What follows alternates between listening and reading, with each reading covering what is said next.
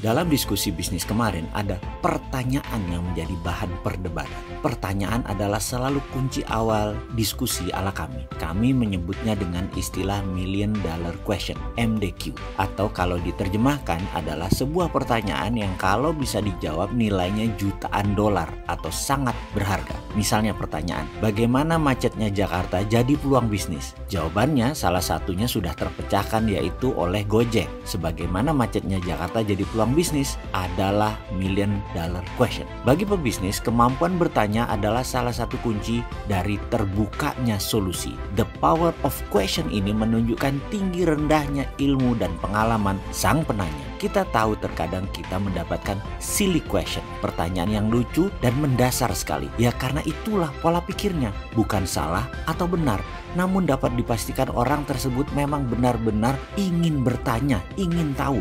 Bagus kan? Kembali ke pertanyaan. Kekuatan pertanyaan yang tertinggi adalah MDQ, Million Dollar Question. Pertanyaan kemarin dengan 5 doktor ekonomi yang berseberangan ilmunya adalah pertanyaan yang iseng. Yang saya bertanya adalah apakah bisa menyelesaikan masalah hutang negara Indonesia dengan mencetak rupiah out of thin air? Maka jawaban para pakar ilmu mainstream kita semua tahu. Nanti inflasi, nanti depresiasi dan berbagai macam istilah keuangan versi mainstream lainnya muncul yang semuanya berkonotasi negatif, merugikan. Bagi sekelompok manusia anti mainstream yang mengatakan makroekonomi itu beda dengan keuangan rumah tangga atau korporasi yang neracanya harus balance kiri dan kanan. Kalau makroekonomi, sisi kanan aset, sisi kiri ketidakterhinggaan. Jadi nggak usah balance. Inflasi itu imaginary figure.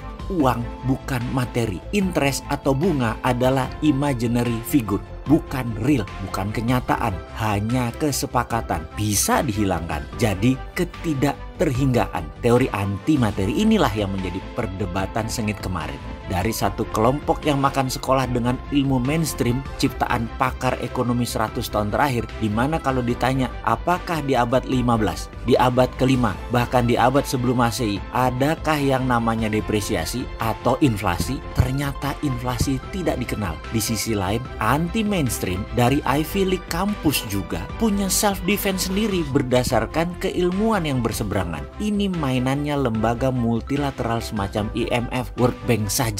Inflasi depresiasi itu kita dimain-mainkan dengan berbagai istilah ekonomi berbasis matematik supaya ekonomi bisa seperti matematik dan terlihat sains. Itu komentar pakar ekonomi anti mainstream kemarin. Kalau mau solusinya ya keluar dari aturan IMF dan World Bank, keluar dari aturan mainstream. Kita sepakat bahwa parameternya harus sains, harus matematik, tapi harus juga pakai konstanta ketidakterhinggaan. Jangan dibuat batasan imaginary. Demikian terus mereka berlima saling berargumen. 2 kelompok, 2 dan 3 orang. Yang mainstream 3 orang, anti mainstream 2 orang. Itu kalimat diskusi perdebatan tingkat dewa yang tinggi bagi saya kemarin. Saya nggak sampai keilmuannya. Karena itu saya hanya diam dan mencatat seperti kebiasaan saya. Gini deh, kata salah satu penganut anti mainstream pendukung MMT. Kalau pendapatan kamu 1 juta, lalu membeli kopi harganya 5.000, pasti kamu anggap wajar. Ketika harga kopi naik 2 kali lipat jadi 10.000,